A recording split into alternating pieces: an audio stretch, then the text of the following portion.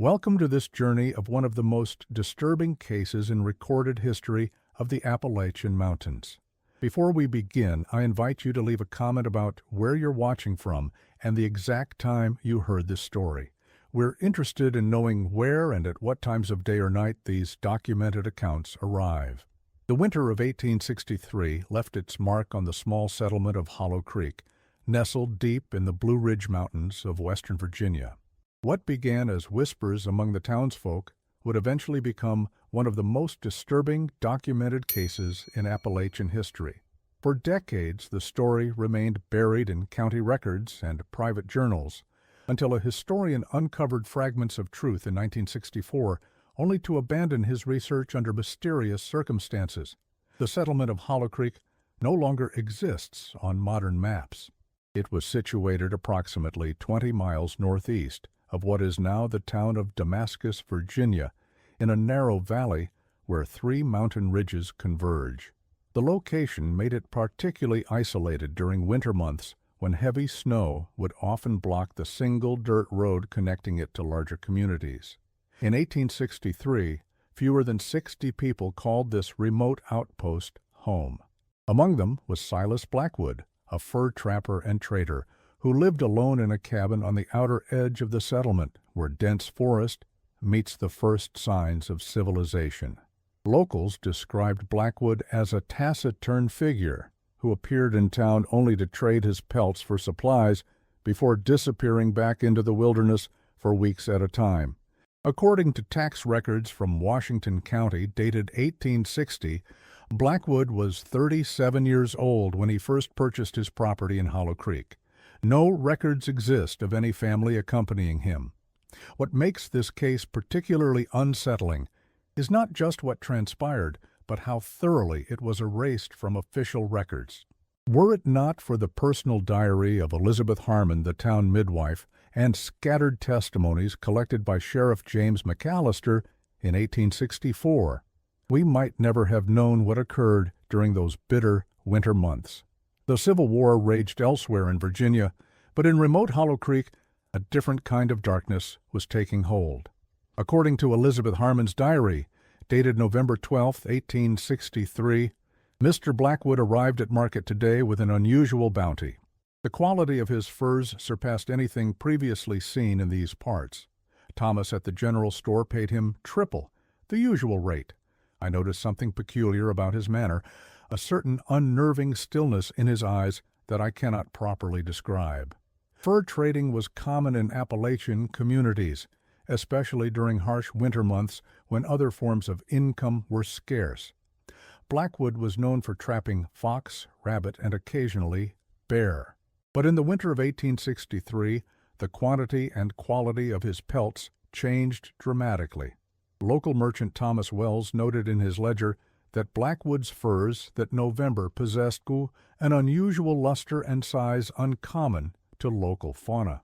As December arrived, bringing with it the heaviest snowfall in a decade, Hollow Creek became effectively cut off from neighboring settlements. The townsfolk, accustomed to self-sufficiency, initially thought little of their isolation.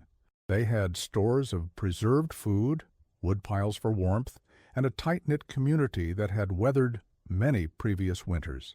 What no one could have anticipated was how the isolation would allow something sinister to grow in their midst, undetected until it was too late. On December 18th, Elizabeth Harmon wrote in her diary, "Young William Porter reported strange sounds coming from the direction of Blackwood's cabin last night, a continuous scraping like metal on wood, followed by what he described as a wailing, not quite human, not quite animal.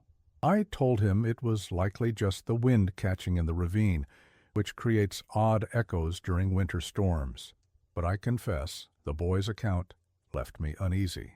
The first disappearance occurred 3 days later. Jacob Miller, a carpenter who lived on the outskirts of town not far from Blackwood's property, failed to arrive for Sunday service at the small wooden church that served as Hollow Creek's spiritual center. When several men went to check on him, they found his cabin empty, the fire long cold. There were no signs of struggle, but his coat still hung by the door, despite the bitter cold outside. In a community as small as Hollow Creek, a disappearance could not be dismissed as someone simply deciding to leave. With snow 3 feet deep in some places, travel was nearly impossible. The townsfolk organized a search, but no trace of Jacob Miller was ever found.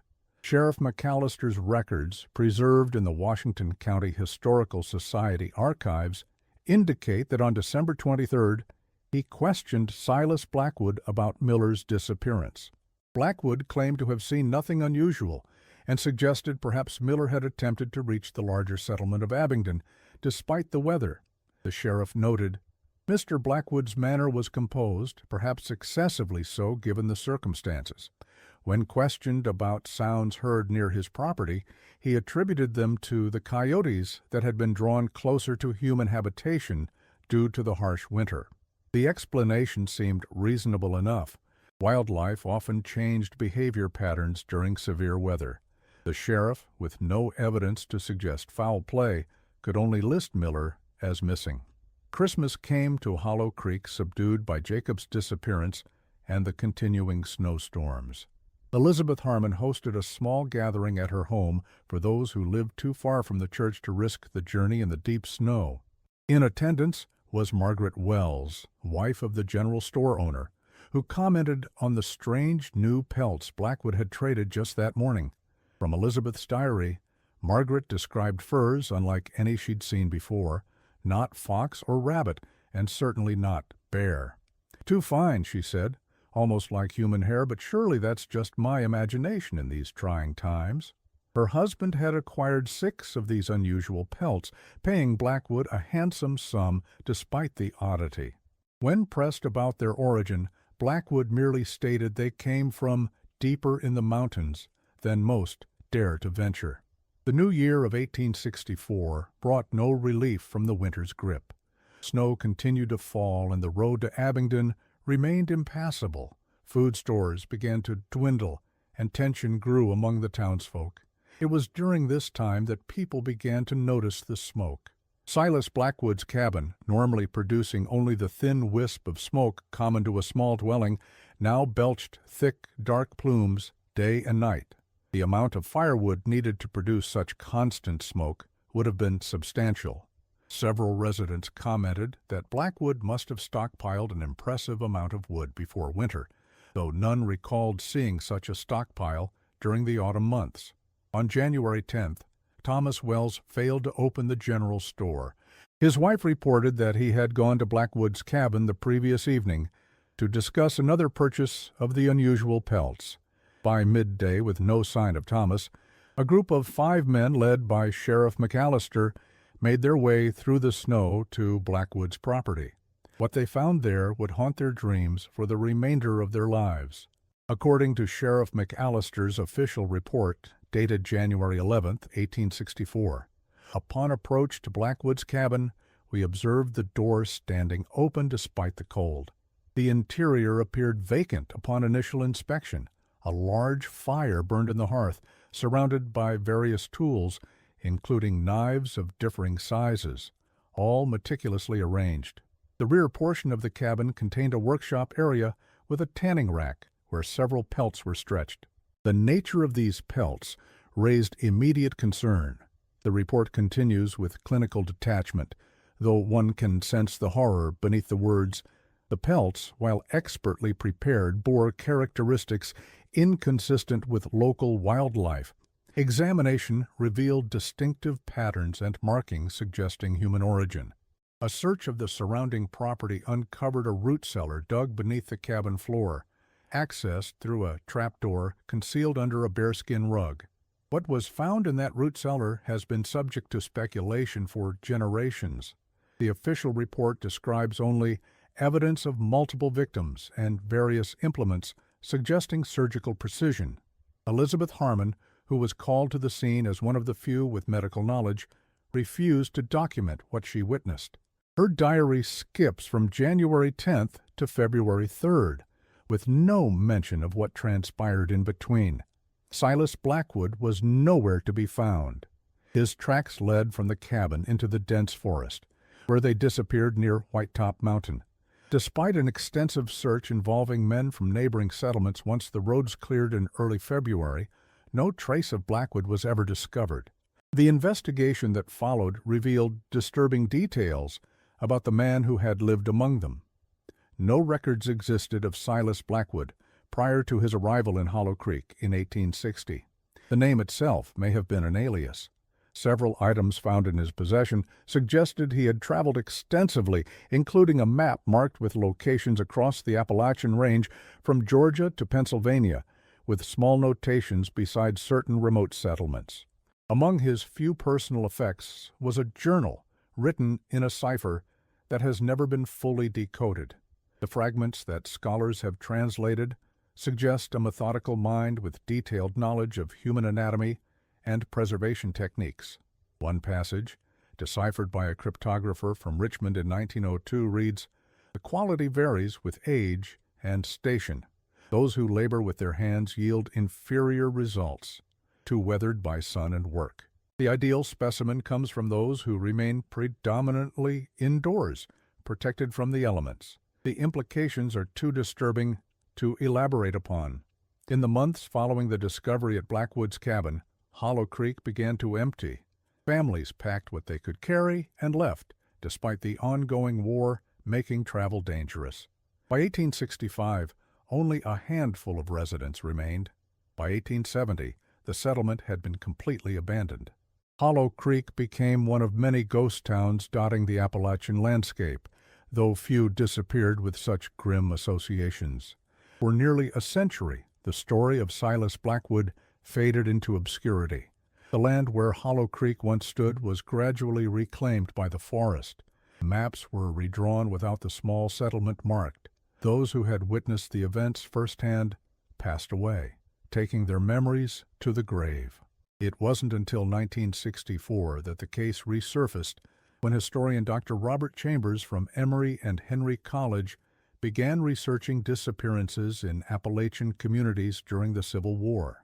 His discovery of Sheriff McAllister's reports in the Washington County Archives led him to track down descendants of Elizabeth Harmon, who had preserved her diary through generations. Dr. Chambers published a preliminary paper in the Journal of Appalachian Studies titled "Isolated Communities and Deviant Behavior, a Case Study of Hollow Creek, 1863-1864. The paper drew little attention outside academic circles, but it did catch the interest of a particular reader. According to Dr. Chambers' colleagues, in March of 1964, he received a series of letters from someone claiming to be a descendant of a Hollow Creek survivor. The letters contained details about Blackwood not found in any official record. Intrigued, Chambers arranged to meet this correspondent at a location near the former settlement. Dr. Chambers departed for this meeting on April 17, 1964. He never returned to the college. His car was found parked at the trailhead leading into what was once Hollow Creek territory. A search party found his camera and notebook abandoned approximately 2 miles along the trail. The notebook's final entry read, "Meeting JB at the coordinates provided. Unusual location, remains of stone foundation visible." Could this be the site of Blackwood's cabin? The search for Dr. Chambers continued for 3 weeks before being scaled back and eventually abandoned. Like Blackwood, a century earlier, he had vanished into the vast wilderness of the Blue Ridge Mountains. In a bizarre postscript to the story, the collection of evidence that Dr. Chambers had assembled, including photocopies of McAllister's reports and Harmon's diary, disappeared from his office at the college. His research assistant claimed that a man presenting credentials from the Virginia Historical Society had arrived to secure the materials temporarily for preservation purposes. The Virginia Historical Society has no record of such a request or acquisition. The few remaining photographs from Chambers' research show a densely wooded area with the barely discernible remains of stone foundations, presumably from Hollow Creek's buildings. One photo, taken from a ridge overlooking the former settlement site, captured a distant figure standing motionless among the trees. When enlarged, the figure appears to be watching the photographer, though details of their appearance remain indistinct due to distance and the photo's graininess. Local hikers and hunters occasionally report strange findings in the area where Hollow Creek once stood. In 1972, a group of backpackers claimed to have stumbled upon a small, well-maintained cabin deep in the woods, far from any marked trail. When they returned with forest rangers the following day, no such structure could be located. In 1989, a hunter reported finding what he described as a tanning rack of ancient design in a clearing, with what appeared to be animal pelts in various stages of preparation. Weather conditions prevented him from returning to the site for several days, and upon his return, the clearing showed no sign of the rack or its grisly contents. Most recently, in 1958, a geological survey team mapping the area for potential conservation efforts reported hearing mechanical sounds like metal scraping against stone coming from a ravine near Whitetop Mountain. Upon investigation, they found nothing but did note an unusual absence of wildlife in the vicinity. The true fate of Silas Blackwood remains unknown. Some local legends suggest he perished in the wilderness, unable to survive the harsh winter without shelter. Others maintain that he found refuge in another remote community, perhaps continuing his macabre trade under a different name. The most unsettling theory, whispered by descendants of Appalachian families who lived through that era, is that Blackwood was not merely a man, but something else wearing the appearance of humanity, a manifestation of the isolation and madness that can take hold in places cut off from the wider world. What we know with certainty is this: 6 people from Hollow Creek disappeared during that winter of 1863-1864. None were ever found. The unusual pelts that Blackwood traded were never definitively identified, as they too vanished after the abandonment of the settlement. Sheriff McAllister, who led the investigation, left his position in 1865 and moved to Kentucky, where he reportedly lived as a recluse until his death in 1878. His personal papers, discovered decades later in the attic of his former home, included a sealed envelope with instructions that it not be opened until 50 years after his death. When finally unsealed in 1928, it contained a single page with a cryptic message: "He is still in those mountains. I hear his tools at night, metal on stone, though I am hundreds of miles distant. Distance means nothing to him. What walks in Blackwood's skin is patient and will wait for as long as necessary." Elizabeth Harmon never spoke of what she witnessed in Blackwood's cabin. She relocated to Richmond after the war, where she continued practicing midwifery until her death in 1891. The gap in her diary from January 10th to February 3rd, 1864, remains the subject of speculation. The pages were not torn out. She simply stopped writing, then resumed weeks later, as if nothing had happened, though those who knew her reported a profound change in her demeanor following the events at Hollow Creek. One account from a former patient describes Elizabeth in her later years. Mrs. Harmon was respected for her skills, but few sought her company beyond professional necessity. There was a distance in her eyes, as if part of her remained elsewhere, trapped in some private horror. She refused to touch certain materials. Fur or velvet would cause her to recoil visibly. Most peculiar was her habit of examining her own skin each evening by lamplight, running her fingers along her arms and face as if searching for something beneath the surface. The forest has reclaimed the land where Hollow Creek once stood. No markers indicate the former settlement's location, and it appears on no modern maps. The exact coordinates have been deliberately omitted from historical records, perhaps to discourage curiosity seekers from venturing into the area.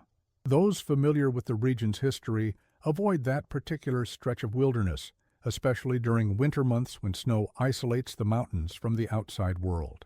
They say the forest feels different there, too quiet, as if even the birds and insects know to keep their distance. One final detail, perhaps the most disturbing of all, comes from a letter written by Thomas Wells' wife, Margaret, to her sister in North Carolina, dated December 30th, 1863, just days before her husband's disappearance. Thomas has become fascinated with these strange furs Blackwood brings to trade. Last night I observed him holding one up to the lamplight, studying its unusual patterns. He ran his fingers through it in a manner that made me shudder, then turned to me and asked, "Have you ever seen anything so beautiful, so perfect?" I confessed I had not, though in truth, the sight of it filled me with inexplicable dread. This morning I discovered Thomas had moved the fur from the store to our bedroom, draping it across his pillow, as one might a prized possession. When I suggested returning it to inventory, his expression darkened in a way I've never witnessed before. "Blackwood promised to bring more," he said, "much more." In 1964, the same year Dr. Chambers disappeared while investigating the case, several small communities in eastern Kentucky reported a stranger passing through, trading unusually fine furs for supplies. The descriptions varied, but many noted the man's antiquated speech and clothing, as if he had stepped out of another time. He identified himself as a trapper from Virginia. After these reports emerged, 3 people from these communities vanished without explanation. Further investigation into Blackwood's background revealed tantalizing but inconclusive connections to other disappearances throughout the Appalachian region in the decades prior to his arrival in Hollow Creek.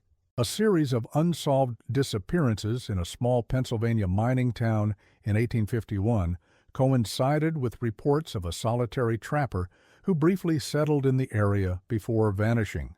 Similarly, an isolated farming community in North Carolina documented 3 missing persons in 1857. Around the same time, a stranger arrived claiming expertise in fur preparation and tanning.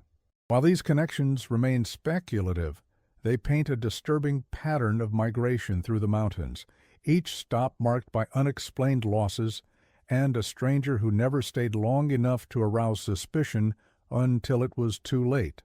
The winter of 1863-1864 was particularly severe throughout the Appalachian region. Records from weather stations in Bristol and Roanoke indicate it was among the coldest and snowiest winters of the 19th century. Such conditions would have created ideal circumstances for someone like Blackwood. Settlements cut off from outside contact, travel nearly impossible, and the desperate need for warm materials like furs driving people to overlook oddities that might otherwise raise alarm. A newspaper article from the Bristol Courier, dated April 1864, briefly mentions the abandonment of Hollow Creek. The remote settlement of Hollow Creek, having suffered unexplained losses during the harsh winter months, has begun to disperse. Several families have relocated to Abingdon, bringing troubling tales of disappearances and strange commerce in furs of questionable origin. Authorities dismiss most accounts as superstitious fear, exacerbated by isolation and hardship, though Sheriff McAllister of Washington County confirms an ongoing investigation into one Silas Blackwood, a trapper now missing from the area. No follow-up article ever appeared. The Civil War-dominated news cycles and the fate of a tiny mountain settlement seemed inconsequential against the backdrop of national conflict. Yet in local oral histories, the story persisted, passed down through generations, as a warning about the dangers lurking in the deep hollows and remote ridges of the Blue Ridge. An interesting footnote to the Blackwood case comes from military records.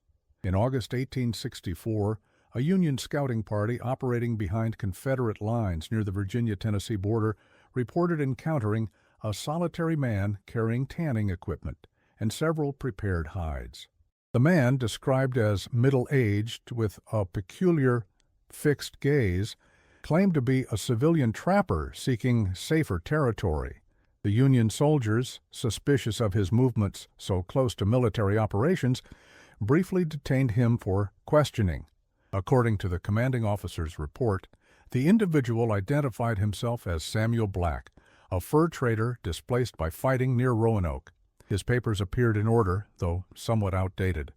What prompted concern was the nature of his cargo, several pelts of unusual quality and origin, not readily identifiable as any common game animal. When questioned directly about these items, the man became evasive, claiming trade secrets passed down through generations of his family. More troubling was his behavior during the night he remained in our camp. 3 soldiers reported observing him standing motionless outside the perimeter, staring into the darkness as if communicating with something unseen. By morning, the man had vanished, taking his peculiar wares with him despite guards posted at all approaches. The description matches Blackwood closely enough to suggest he may have survived his flight from Hollow Creek, adopting yet another similar alias as he moved through the region. The timing, approximately 7 months after his disappearance from Hollow Creek, would align with a gradual southwestward movement through the mountains. Particularly unsettling is the mention of his behavior at night, watching the darkness as if expecting or communicating with something unseen. This detail echoes observations made by Elizabeth Harmon in her diary entry from December 5, 1863. Observed Mr. Blackwood standing at the edge of the forest near dusk today. He remained perfectly still for nearly 20 minutes, facing the deep woods as if listening or waiting. When I called a greeting, he turned with such sudden sharpness that I startled. His expression was momentarily vacant, as if returning from some far place. What was Blackwood connecting with in those moments of stillness? Was it merely the hyper-awareness of an experienced hunter, or something more sinister? These questions remain unanswered, though they feature prominently in the folklore that developed around the Blackwood legend in subsequent decades. By the late 19th century, stories of the Skinner, or the man with the beautiful coats, had become established elements of Appalachian oral tradition. These tales typically featured a wandering stranger who arrived in isolated communities during winter, bearing unusually fine furs and skins, only to leave behind a trail of disappearances. In 1925, folklorist Harrison Miller compiled several variants of the legend in his work, Mountain Whispers, Folklore of the Southern Appalachians. He noted the unusual consistency of certain details across geographically distant communities, the stranger's hypnotic or unsettling gaze, the exceptional quality of his furs that seemed to exert an almost addictive fascination on those who touched them, and the distinctive sound of his work, metal tools scraping methodically through the night. While most versions incorporated supernatural elements, the stranger described as a shapeshifter or demon, the core narrative bears striking resemblance to the documented events at Hollow Creek. Miller wrote, "While many mountain legends can be traced to European origins or common folkloric archetypes, the tale of the Skinner appears uniquely Appalachian in character and detail. Most intriguing is the specificity of the sounds associated with the figure, a particular rhythm of scraping that narrators across different communities can reproduce with disturbing similarity, despite having no apparent connection to one another. This consistency suggests the legend may have grown from actual encounters rather than purely imaginative origins. Encounters perhaps with the same individual as he moved throughout the region over decades, or possibly with others, practicing similar gruesome crafts in the isolated hollows of the mountains. Returning to the concrete evidence from Hollow Creek, one of the most puzzling aspects of the case is the fate of the unusual pelts that Blackwood traded in the settlement. According to inventory records from Thomas Wells's General Store, at least 17 of these unidentified pelts had been acquired between November 1863 and early January 1864. Yet when authorities investigated following the disappearances, not a single one could be located. Margaret Wells claimed her husband had packed them away in their private storage room, but a thorough search revealed nothing. Other townspeople who had purchased or handled the pelts similarly reported that they had misplaced them or could not recall what had become of them. This collective amnesia regarding objects that had been described as remarkably distinctive and valuable suggests something beyond ordinary forgetfulness. Elizabeth Harmon's diary contains a curious entry from January 4, 1864, just days before the discovery at Blackwood's cabin. Visited Mrs. Reynolds today, who recently purchased one of those peculiar furs from the general store. Found her in a state of agitation, claiming the item had moved of its own accord during the night. Upon examination, I found nothing unusual about the pelt, though Mrs. Reynolds insisted it had changed position from where she had placed it. More concerning was a peculiar rash on her hands where she had handled the fur extensively. When I suggested disposing of the item if it troubled her so, she became disproportionately distressed at the notion. "I could never part with it now," she said, in a tone I found most disturbing. This account suggests the pelts themselves may have possessed unusual properties beyond their appearance, properties that created both physical reactions and psychological attachments in those who possessed them. Whether these effects were the result of some treatment Blackwood applied during the tanning process or something inherent to the material itself remains unknown. Dr. Chambers' research notes, recovered from his home after his disappearance in 1964, include speculation about the true nature of Blackwood's trade. The pelts themselves may not have been the primary commodity, but rather a vector for something else, a means of establishing a connection between Blackwood and his unwitting hosts. The attachment individuals developed to these items, as documented in Harmon's diary, suggests a relationship more parasitic than commercial. This theory, that the furs served as a form of infiltration rather than simply goods for trade, would explain the methodical way Blackwood appeared to select communities and the careful cultivation of relationships with key individuals like Thomas Wells before disappearances began.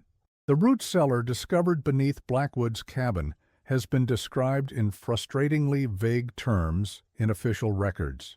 Sheriff McAllister's report mentions only evidence of multiple victims and implements of precision, while other witnesses refused to document what they saw. However, one account, provided by Deputy William Coker to his grandson in 1910 and recorded in a family letter, offers slightly more detail. What we found beneath the floor was not a simple root cellar, but a workshop designed with terrible purpose. The space had been dug far deeper than necessary for storing vegetables, with walls reinforced by fitted stone rather than rough construction. A table of heavy oak dominated the center, its surface stained dark and grooved with channels leading to collection vessels. Along one wall stood a series of glass jars containing various liquids, each meticulously labeled in a cipher none of us could read. Most disturbing were the tools, not the crude implements of a backwoods trapper, but finely crafted instruments more suited to a surgeon's practice in Richmond or Philadelphia. The precision with which everything was arranged spoke of a mind both methodical and monstrous. This description suggests Blackwood possessed knowledge and skills far beyond those expected of a simple mountain trapper. The comparison to surgical instruments is particularly telling, implying a level of education or training inconsistent with his presented identity. Where did Blackwood acquire such knowledge? Was he perhaps a medical practitioner who had turned his skills to darker purposes? Or was the surgical precision merely the result of years of grim practice? The cipher used in Blackwood's journal and on the labels in his workshop remains largely undecoded. The fragments translated by the Richmond cryptographer in 1902 represent only about 15% of the total text, and even those portions contain references and terminology that remain obscure. One partially decoded passage reads, "The extraction process requires absolute precision. The finest essence resides just beneath the surface and is easily damaged by crude handling." The difference between superior and inferior specimens lies not in the outer material, which serves merely as housing, but in the subtle qualities of what dwells within.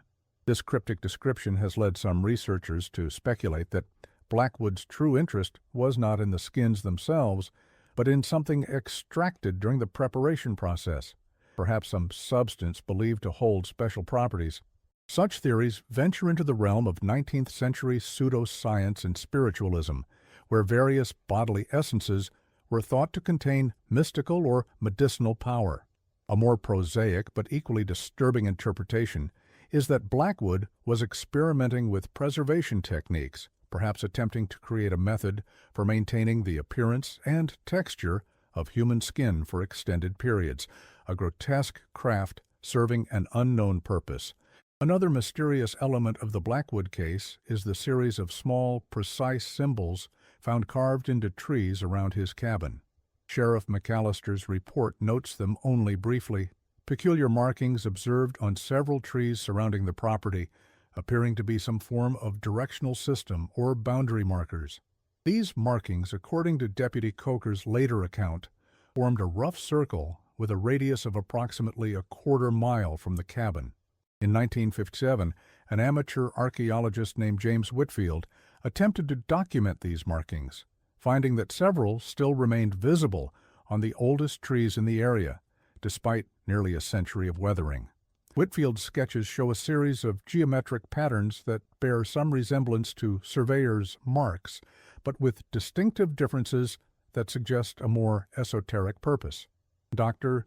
Chambers, in his research before his disappearance, noted similarities between these symbols and those found in certain European alchemical texts dealing with the transformation of matter and essence. Whether Blackwood was familiar with such obscure knowledge or developed his own symbolic system remains unknown. The most compelling theory about these markings comes from Dr. Eleanor Richards, an anthropologist who studied Whitfield's documentation in the 1970s. She suggested they may have served as a form of territorial demarcation, not for human interlopers, but for something else entirely.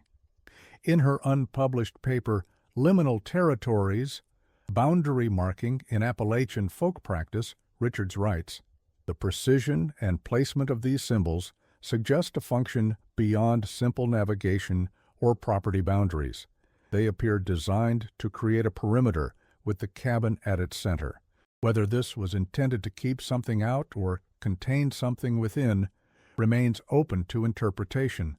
This theory aligns with Elizabeth Harmon's observation of Blackwood's strange vigils at the forest's edge, as if communicating with or monitoring something beyond human perception.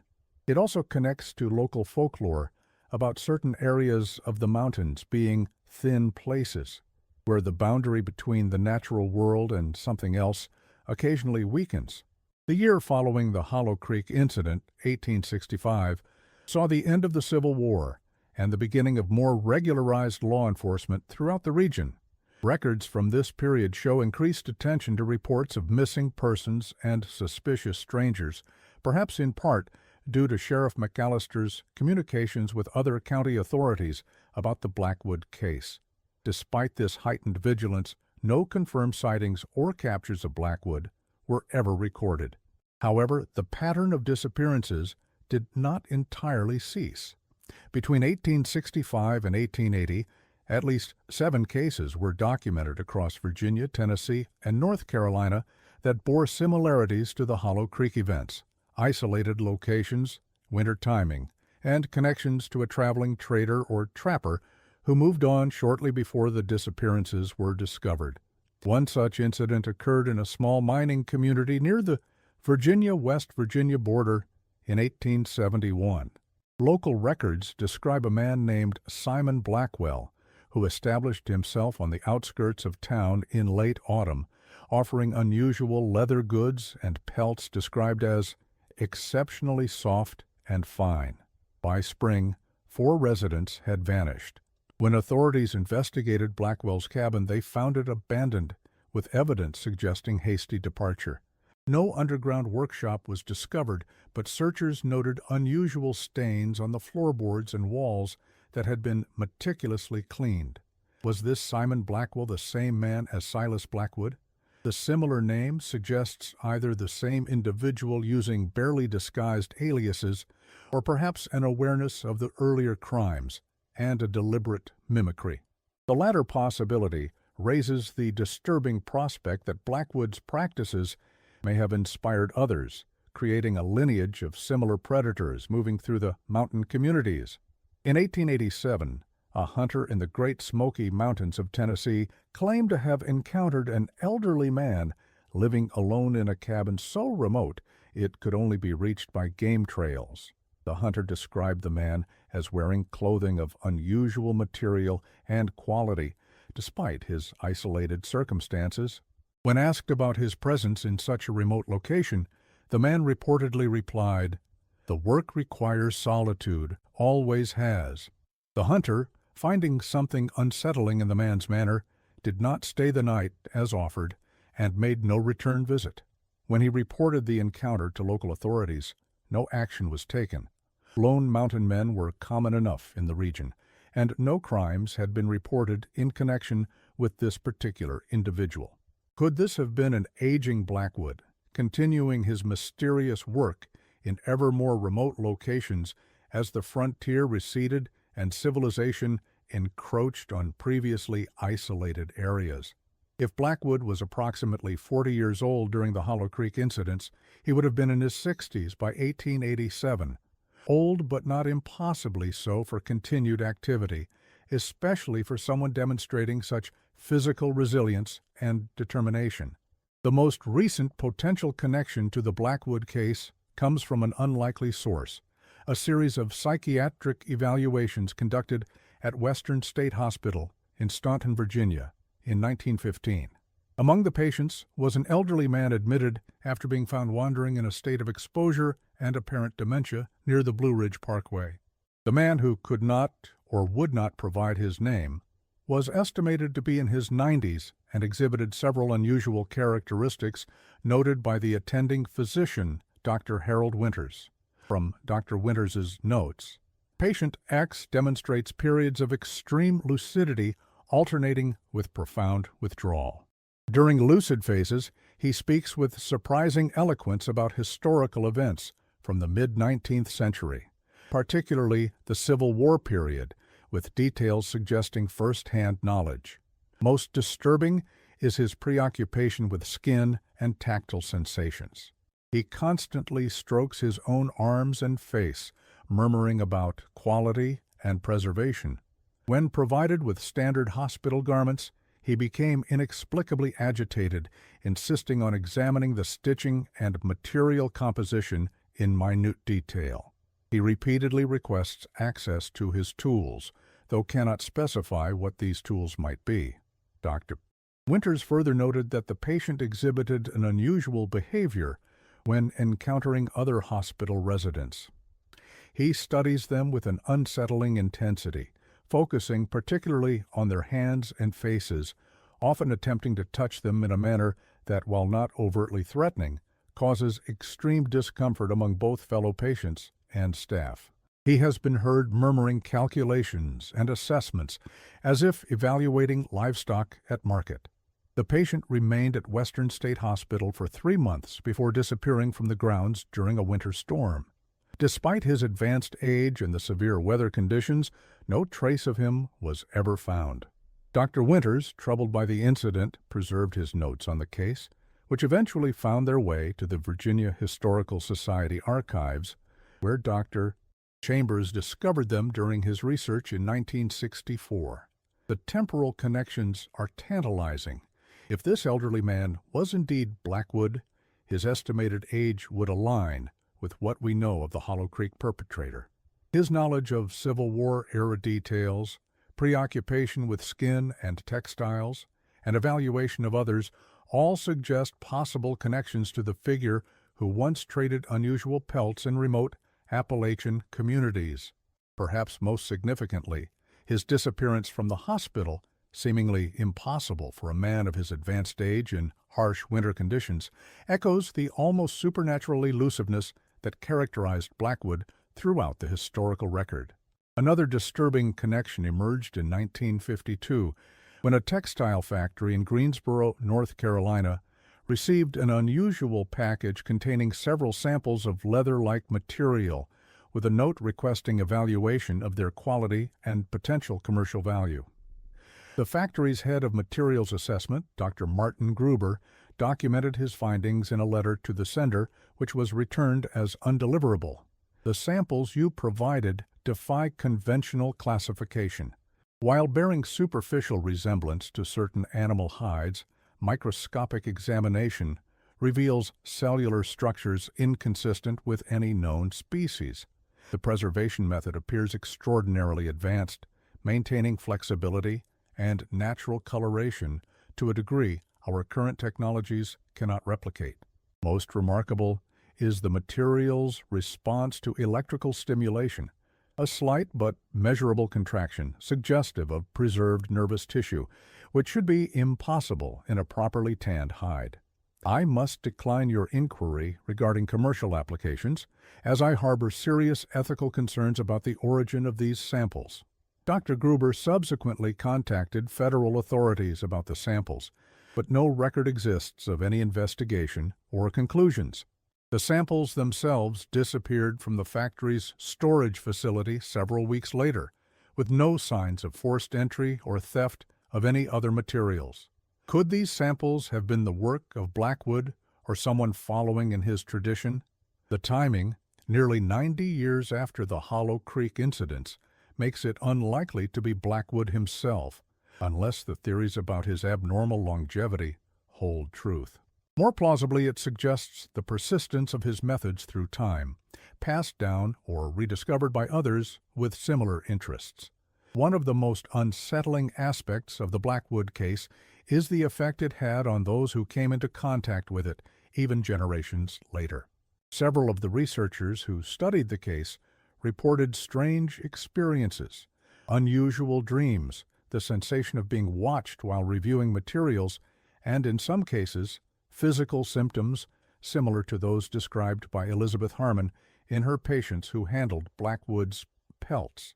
Dr. Chambers' research assistant, who discovered the disappearance of the historian's collected evidence, reported developing an intense rash on his hands after handling the photocopied documents.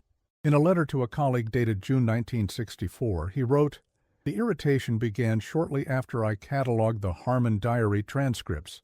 Initially, I attributed it to a new cleaning product used in the office, but the pattern is peculiar, confined precisely to those areas that contacted the papers. More disturbing is the sensation beneath the rash, a subtle tingling, almost as if something were moving beneath the skin. Medical examination revealed nothing unusual, yet the sensation persists. I find myself drawn to examine my skin in the mirror each evening, much as Harmon described in her later years." The assistant left his position at the college shortly afterward and reportedly moved to Arizona, cutting all ties with former colleagues and the academic community. Attempts to locate him for follow-up studies in the 1970s were unsuccessful. Similar accounts from others who studied the case suggest a pattern of contagion, as if the horror of Hollow Creek could somehow transmit across time through the very documents that recorded it.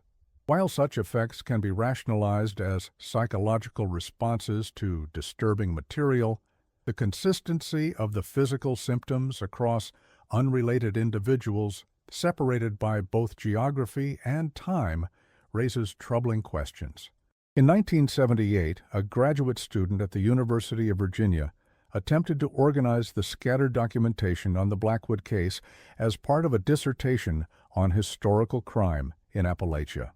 After several months of work, he abandoned the project, citing recurring nightmares featuring a figure standing at the foot of his bed, holding what appeared to be sheets of tanned material. In his withdrawal letter to his academic advisor, he wrote, "I can no longer distinguish between scholarly pursuit and dangerous obsession. The boundaries between historical research and something more insidious have blurred. I would caution any future researchers against immersion in this material. Some stories resist documentation for a good reason." The advisor, concerned about his student's mental state, attempted to review the collected materials himself. He later reported that the experience left him with an inexplicable sense of wrongness that he could not articulate beyond saying, "It felt as if something in the documents was reading me, rather than the reverse." These accounts of psychological distress could be dismissed as the effects of suggestion and imagination on researchers already immersed in disturbing historical material. However, the physical symptoms, rashes, sensitivity to touch, and in some cases, minor but unexplained skin lesions, are harder to rationalize, especially when they appear in individuals with no prior knowledge of similar effects reported by others. Dr. Eleanor Richards, the anthropologist who studied the tree markings around Blackwood's property, proposed a controversial theory in her unpublished notes. What if Blackwood discovered or developed a method of preserving not just physical tissue, but some element of consciousness or awareness within it? The consistent reports of psychological and physical effects on those who handle even representations of his work, copies of documents, photographs, suggest a form of transfer that defies conventional understanding. Perhaps what Blackwood sought to extract and preserve was something more fundamental than mere physical material, something that retains the capacity to influence those who come into contact with it, even at a remove of centuries. This theory ventures beyond the boundaries of accepted science into the realm of speculation, yet it aligns disturbingly well with the cryptic fragments decoded from Blackwood's journal. The extraction process requires absolute precision. The finest essence resides just beneath the surface and is easily damaged by crude handling. The difference between superior and inferior specimens lies not in the outer material, which serves merely as housing, but in the subtle qualities of what dwells within. What if Blackwood was not merely a deranged killer, but an experimenter seeking to capture and preserve some fundamental aspect of human consciousness? The implications are too disturbing to elaborate upon, yet they provide one of the few frameworks that encompasses all the documented aspects of the case. The peculiar attraction of the Pelts, their apparent movement when unobserved, the psychological and physical effects on those who handled them, and the persistent influence of the case on researchers generations later. In the 1990s, a parapsychologist named Dr. Marion Griffith proposed a more scientific framework for understanding these effects, suggesting that intense trauma can sometimes create psychic impressions that persist in objects or locations associated with the events. While mainstream science dismisses such theories, they offer a potential explanation for the consistent pattern of experiences reported by those who study the Blackwood case. Dr. Griffith wrote, "The consistent reports of physical and psychological symptoms among researchers handling materials related to the Hollow Creek incidents suggest a form of information transfer not currently recognized by conventional science. Whether this represents some form of residual energy, a psychological contagion facilitated by suggestion, or something else entirely, remains unknown. What is clear is that the pattern of effects is too consistent across too many unrelated individuals to dismiss entirely." She attempted to conduct controlled studies of the few remaining artifacts associated with the case, including a fragment of wood allegedly taken from Blackwood's cabin and preserved in the Washington County Historical Society. However, her research was abruptly terminated when the society withdrew access to the materials, citing concerns about preservation rather than any objection to her methods or theories. The curator who made this decision later admitted, in a private correspondence, "The truth is, no one on staff is comfortable handling those items anymore.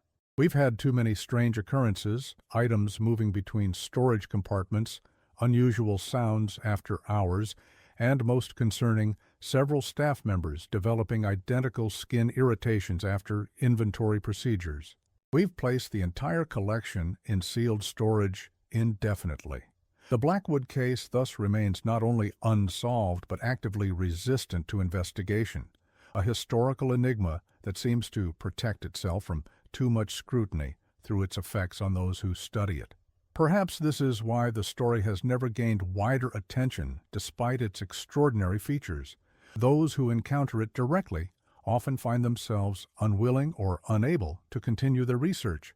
Yet the legend persists in Appalachian folklore, passed down through generations in the form of cautionary tales about strangers who arrive bearing unusual goods, and warnings about the dangers of isolation during the long mountain winters when communities can become cut off from the outside world for months at a time. A common element in these stories is the idea that some forms of loneliness can create openings for something else to enter. That isolation itself can become a doorway through which other influences might pass. In the specific conditions of the Appalachian winter of 1863-1864, perhaps such a doorway opened in Hollow Creek, allowing something wearing the form of Silas Blackwood to establish itself among the community. This interpretation aligns with Sheriff McAllister's cryptic final warning: "What walks in Blackwood's skin is patient, and will wait for as long as necessary." The implication is not just that Blackwood himself might still be alive despite the passage of decades, but that whatever inhabited or possessed him continues to exist, perhaps seeking new vessels as needed. The most recent chapter in the Blackwood saga came in 2001, when a hiker discovered an unusual shelter deep in the Great Smoky Mountains National Park, in an area rarely visited due to its difficult terrain. The structure, described as more burrow than cabin, contained evidence of recent habitation, including a primitive tanning rack and several tools consistent with 19th century design, but showing minimal wear or aging. Park rangers investigating the site reported a strong sense of unease, with one describing an overwhelming feeling of being watched from all directions simultaneously. When they returned the following day with additional personnel and better equipment, the site had been cleared of all evidence of habitation. The only item remaining was a small leather pouch containing a folded paper with a single line of text, written in the same cipher documented in Blackwood's journal. Cryptographers at the University of Tennessee attempted to decode the message using the partial key developed from the original journal fragments. Their best translation reads, "The work continues, the boundaries thin. What was separate merges."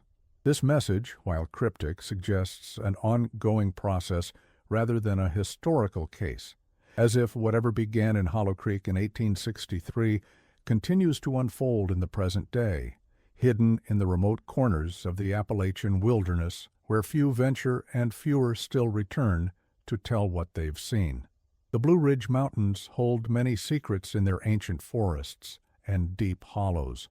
Most are merely the natural mysteries of a complex ecosystem, but some secrets are darker, hidden beneath layers of time and deliberate obscurity.